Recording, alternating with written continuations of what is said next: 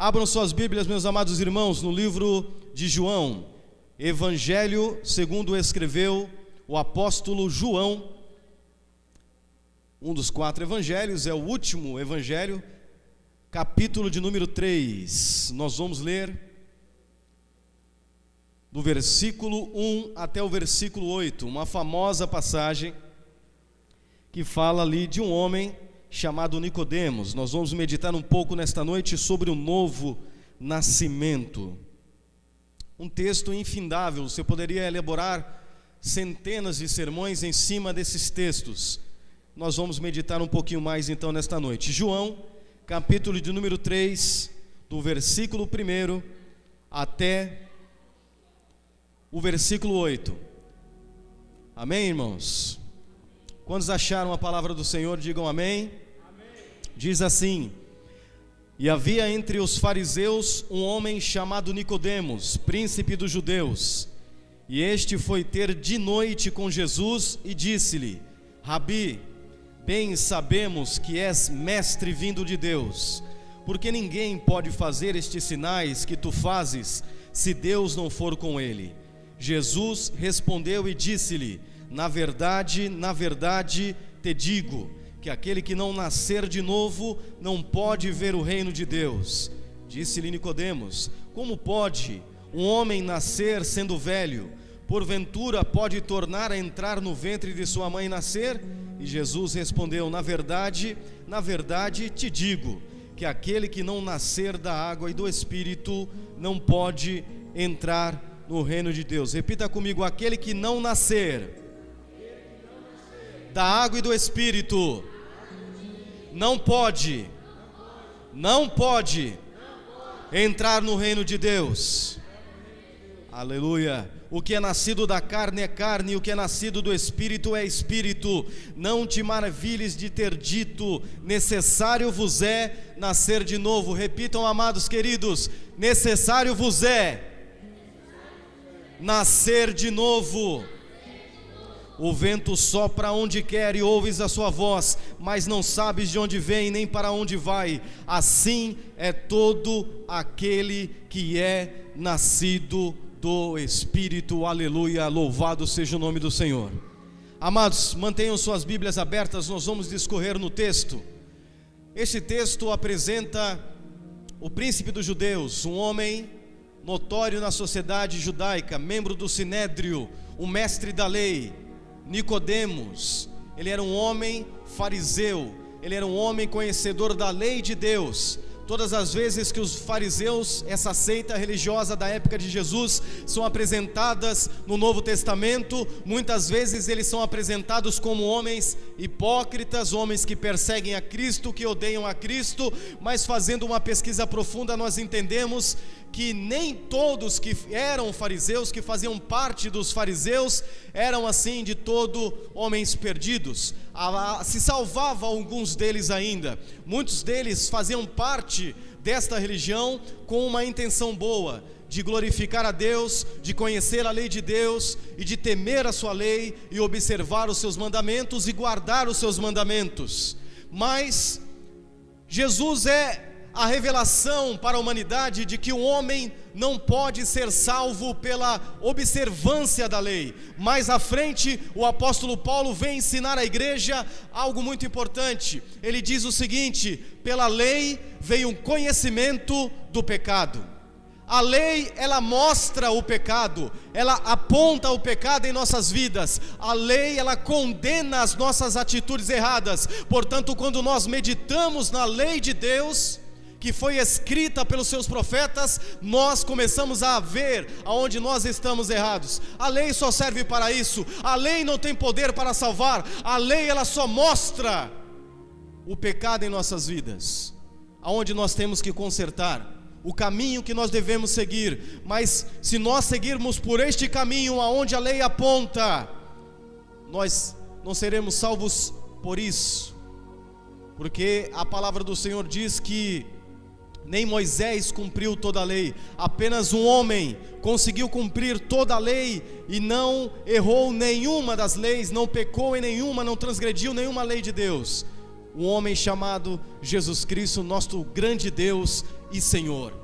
Como disse na palavra do Senhor, somente Jesus, que é o Filho de Deus e que é Deus, conseguiu cumprir toda a lei, porque a Bíblia diz em Romanos 3:23, todos pecaram e destituídos estão da glória de Deus. Não há um justo sequer, não há um justo sequer, afirma a palavra do Senhor. Portanto, por mais que se estude a palavra do Senhor, as leis do Senhor, sempre o homem terá uma dúvida, uma falta de segurança da salvação. E é por isso que um mestre da lei, um doutor da lei, um homem importante, um homem íntegro, um homem justo, um homem honesto, ele vai buscar a Jesus de noite, vai buscar a salvação.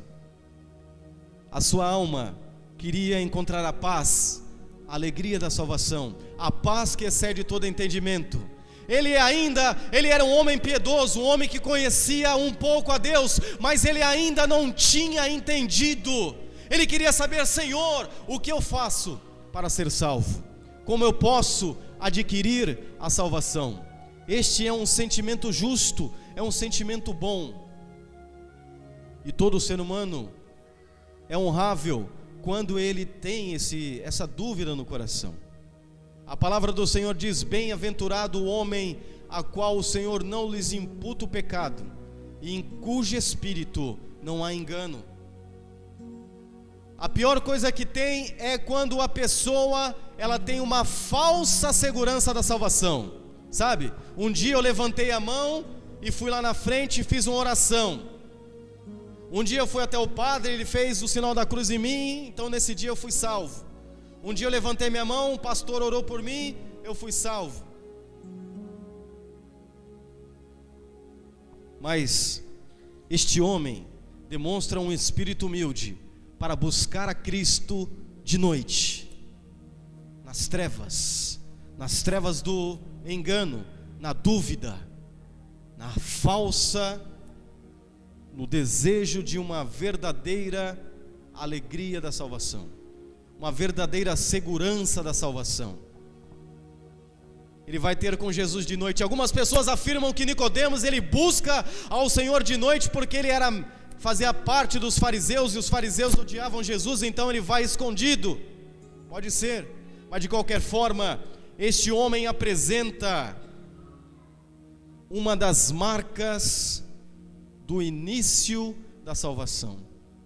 A palavra do Senhor diz: bem-aventurados os pobres de espírito, porque deles é o reino dos céus. Bem-aventurados os que têm fome e sede de justiça. Ele queria saber como ele poderia ser salvo. Como eu posso ser salvo? Como ocorre? E Jesus fala para ele: você tem que nascer de novo. Tu és mestre em Israel e não sabe? Você tem que nascer de novo. Como eu posso fazer isso, Senhor? Aí ele demonstra mais humildade ainda. Ele fala: eu tenho que entrar no ventre da minha mãe e nascer de novo. Amados, o que é o novo nascimento? Todos aqui sabem o que é o novo nascimento? Vamos meditar um pouquinho nesta noite.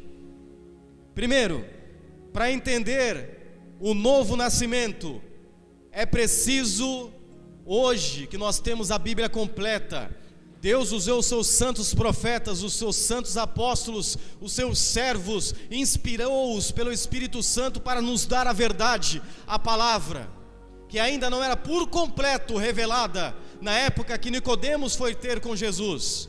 Mas quando hoje nós estudamos sobre o novo nascimento, nós temos algo a mais para saber se nós somos salvos ou não, nascidos de novo ou não. O que é o novo nascimento, meus amados irmãos? Eu pergunto para vocês: o que é o novo nascimento? Primeiro, para entender que nós precisamos nascer de novo, ele disse: necessário vos é nascer de novo. Primeiro, nós devemos entender que nós estávamos ou estamos mortos em nossos pecados. Amém? nós precisamos reconhecer que nós estávamos ou estamos mortos em nossos pecados. Mas como assim, irmãos? Como eu posso estar morto se eu estou aqui falando, se eu estou te ouvindo? Mortos espiritualmente. Abram comigo suas Bíblias em Romanos, capítulo 5, versículo 12. Romanos, capítulo 5, versículo 12. Diz assim a santa palavra do Senhor, Paulo escrevendo aos cristãos que estavam em Roma. Paulo escreve inspirado por Deus. Ele ensina os cristãos em Roma, assim como nós também precisamos ser ensinados e aprender a palavra de Deus, né, amados? Amém? Quantos vieram nesta noite para aprender a palavra de Deus? Levante sua mão e glorifique o nome do Senhor. Quem não vem aprender a palavra de Deus, não sei o que faz na igreja, né? Amém, amados? Romanos capítulo 5, versículo 12 diz assim: pelo que por um homem entrou o pecado no mundo, e pelo pecado o quê? A morte. Assim também a morte passou a todos os homens, por isso todos pecaram. Aqui está um dos segredos do coração da teologia, da doutrina da salvação, do novo nascimento. Paulo ensina aos cristãos que estavam em Roma uma das grandes verdades que nós conhecemos, que nós estávamos mortos. Ele diz, por um homem entrou o pecado. O que ele estava dizendo? Quando Adão e Eva foram criados, meus queridos, lá no Éden, o que Deus falou para Adão? Que era o cabeça: de toda árvore do jardim comerás livremente, mas daquela árvore que está no meio do jardim, no dia que dela comerdes, certamente morrereis. Amém? O que Paulo disse também, que o salário do pecado é a morte. Então a palavra do Senhor diz que pelo pecado, pela primeira transgressão, a transgressão de Adão, a morte passou a todos os homens. Se nós formos nos aprofundar, meus queridos irmãos, no que significa isso, morte espiritual é a natureza corrompida dos nossos corações, é a carne. A Bíblia diz que a carne se inclina milita contra o espírito, e o espírito milita contra a carne, e ambos opõem-se um contra o outro, para que não façais o que quereis, ou seja, para que a gente não faça a vontade do Senhor. E a Bíblia também afirma que a inclinação da carne é inimizade contra Deus. É esta inclinação da nossa carne, do nosso coração corrupto, que foi manchado desde o Éden, e que todos os homens nascem em pecado, segundo escreveu o salmista Davi no Salmo 51: em pecado eu nasci, e em pecado me concebeu a minha mãe. Esta corrupção, esta inclinação da carne, que odeia a Deus, que faz de tudo para negar a sujeição a Deus, essa é a morte que habita em todos os homens. Todos pecaram, todos estão mortos, todos fazem aquilo que é desagradável a Deus. E muitas vezes, uma das formas de saber que você nasceu de novo é que quando você estava morto em seus delitos e pecados, como escreveu o apóstolo Paulo em Efésios capítulo 2, versículo 1, Efésios capítulo 2, versículo 5, vocês estavam mortos em seus delitos e pecados, mas Deus vos vivificou em Cristo. O novo nascimento que ocorreu pela cruz de Cristo, pelo sangue de Cristo, Deus salva através da obra de Cristo. Nós estávamos mortos, e aí nós recebemos, como diz também o apóstolo Paulo, o Espírito de vida. Quando esta nova natureza, essa natureza divina é implantada em nós, pela ação sobrenatural do Deus Pai, pelo Espírito Santo em nossas vidas, nós abrimos os nossos olhos, nós levantamos da sepultura, da morte espiritual, Nós não entendíamos que nós éramos mortos, nós não entendíamos que a Bíblia é a palavra de Deus, nós não entendíamos que Deus é o Criador, nós fazíamos tudo que era errado, andávamos na vaidade dos nossos pensamentos, no espírito que agora opera nos filhos da desobediência, como diz a palavra do Senhor. Mas um dia Deus soprou o seu Espírito sobre nós, e aqui estamos nessa noite. Porque nós não conseguimos mais viver fora dos pés de Cristo. Talvez muitos que estão aqui nesta noite tenham vivido uma vida fraca, muitas vezes pecando mais do que obedecendo. Mas eu quero te dizer, se você não consegue sair dos pés de Cristo, a nova natureza habita em você. Pedro disse: para onde irei eu? Só o Senhor tem palavras de vida eterna. A primeira coisa que um bebê faz quando ele nasce, ele quer o seio da mãe. Ele quer o seio da mãe, ele chora: eu quero leite, eu quero leite. E Paulo, quando vai, o apóstolo Pedro, quando vai falar sobre salvação, ele fala: desejai a palavra, o leite. Então, Efésios 2, capítulo 1, Romanos capítulo 12, fala do pecado que entra no mundo.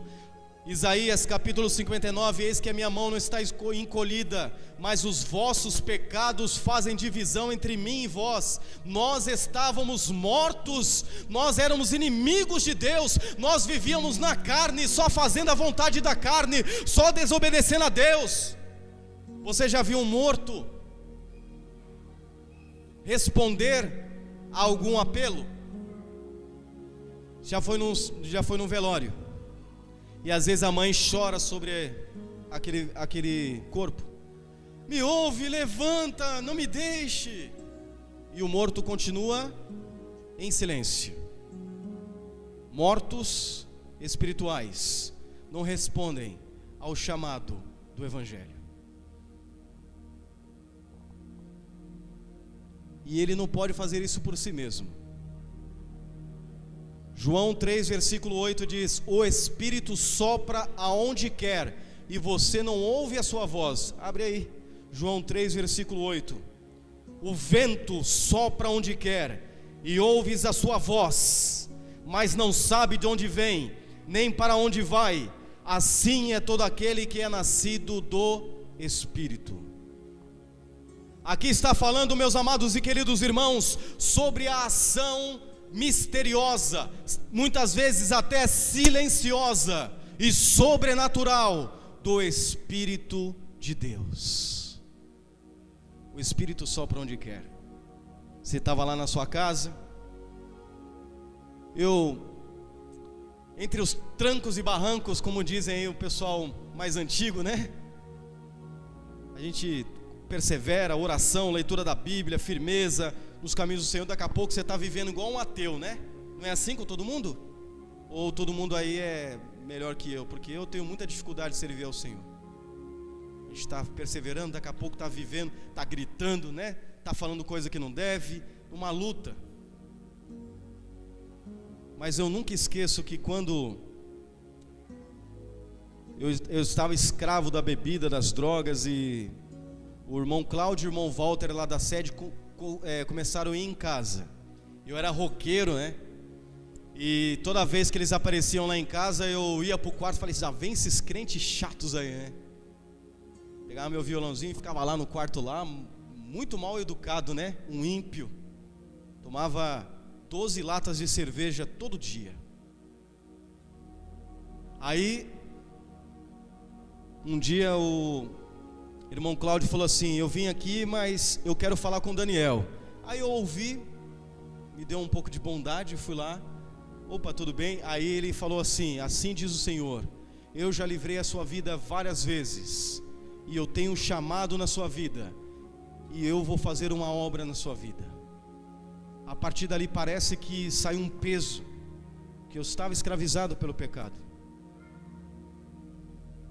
E naquele mesmo dia, eu lembro que eu estava no banheiro, indo tomar um banho, e eu falei assim: sabe de uma coisa, eu vou abandonar esse mundo. Vou abandonar o mundo, vou servir a Deus.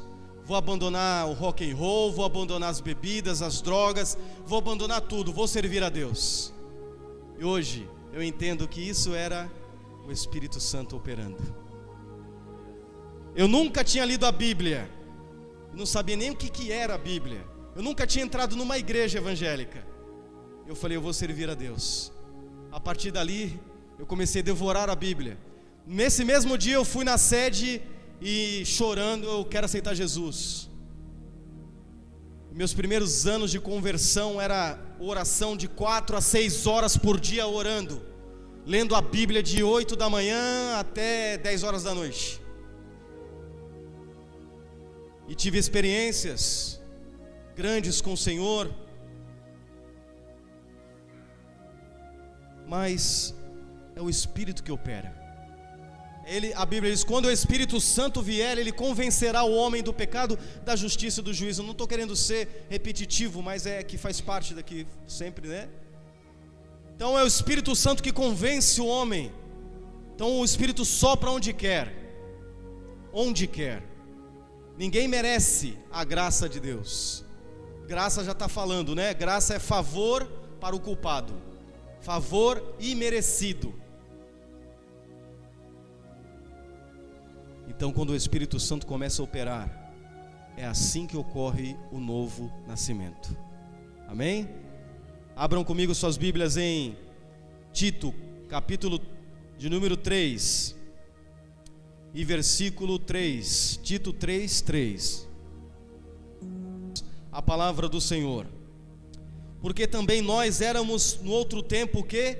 Insensatos, desobedientes, extraviados, servindo a várias concupiscências ou cobiças desenfreadas, né? Deleites, vivendo em malícia e inveja, odiosos, odiando-nos uns aos outros. Mas quando apareceu a benignidade e a caridade de Deus, nosso Salvador, para com os homens, não pelas obras de justiça que houvéssemos feito, mas segundo a sua misericórdia, o que? Nos salvou pela lavagem da regeneração e da renovação do Espírito Santo. Aleluia. Então, dentro do mesmo contexto que o apóstolo Paulo, vocês estavam mortos em seus delitos e pecados. Agora, escrevendo a Tito, ele está falando, vocês em outro tempo, vocês eram desobedientes, vocês eram maus, vocês faziam tudo que Deus não se agrada. Mas quando apareceu a benignidade de nosso Senhor e Salvador, aí veio a lavagem e a regeneração. E aqui está a explicação, meus amados irmãos, o que é nascer da água e do Espírito. A água é a palavra. A Bíblia diz em João 17:17, santifica-os na tua verdade, a tua palavra é a verdade. Jesus estava orando, santifica-os, né? Santificação é novo nascimento, porque aquele que é um novo homem, ele está sendo santificado. Se ele ainda é o velho homem, tem que colocar dúvida sobre a sua salvação, porque a salvação inclui santificação. Não há salvação sem santificação. Aquele que chamou, a esses justificou, e aquele que justificou, a estes santificou. Então é um progresso. Aquele que começou a boa obra, diz lá no livro de Filipenses capítulo 1 e versículo 6, aquele que começou a boa obra há de terminar até o dia de Cristo Jesus. Então a salvação, o novo nascimento, a regeneração, a lavagem, a santificação é uma obra divina, uma obra soberana. É Deus que opera. Há um esforço da parte humana, há uma responsabilidade humana, nossa responsabilidade, mas quem opera a salvação é Deus. Jonas capítulo 2 versículo 9, ao Senhor pertence a salvação. É aquele que começa a boa obra e é aquele que vai terminar.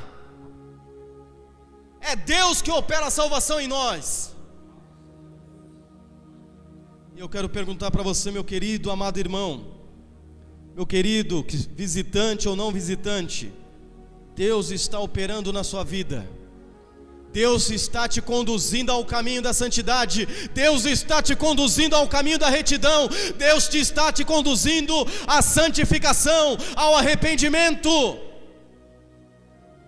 1 Tessalonicenses capítulo 5, versículo 23: sem santidade ninguém verá o Senhor.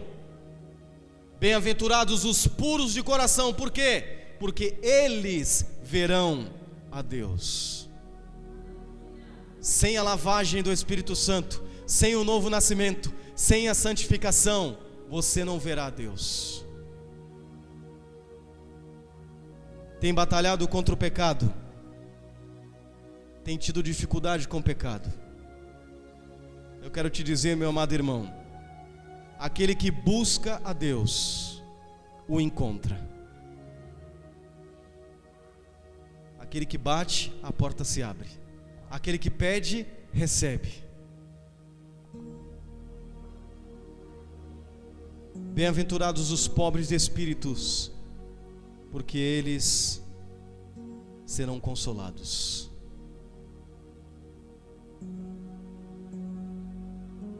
Talvez você tenha vivido de uma forma errada. Eu não estou aqui para te julgar. Eu também, como disse Paulo, sou o maior dos pecadores. 1 Timóteo capítulo 1, versículo 15: esta é uma palavra digna e fiel de toda aceitação, que Jesus Cristo veio ao mundo para salvar os pecadores, da qual eu sou o principal. Aí a gente vive uma vida, às vezes, como se fosse um ateu, como se Deus não existisse, sem preocupação com pureza de vida, pecando e transgredindo as leis de Deus, cometendo pecados imorais, mesmo conhecendo a lei de Deus, sabendo que isso é errado, continuando neste errado. Eu quero te dizer, meu amado e querido irmão, busque o arrependimento, porque sem santidade ninguém verá o Senhor. Nicodemos, é necessário nascer de novo, se tornar uma nova criatura, parecida com Cristo, criada em justiça e santidade. Paulo disse assim: vos despais, né? Vos dispam, se revistam do novo homem. Tem que se despir do velho homem e vestir-se do novo. Buscar novidade de vida, buscar uma nova vida em justiça, em santidade. Apresentar os nossos corpos a Deus e não ao pecado.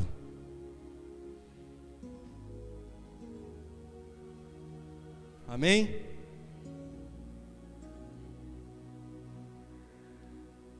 O Espírito sopra onde quer, o vento sopra onde quer. E ele diz: não vos maravilhe de eu ter dito, necessário é nascer de novo. Não adianta só admirar essa doutrina, não adianta só glorificar a Deus.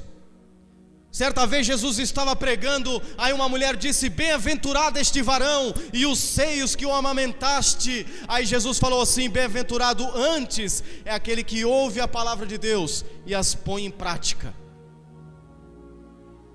Não basta somente ter um conhecimento correto das Escrituras, devemos colocar em prática aquilo que nós aprendemos. Lembra da parábola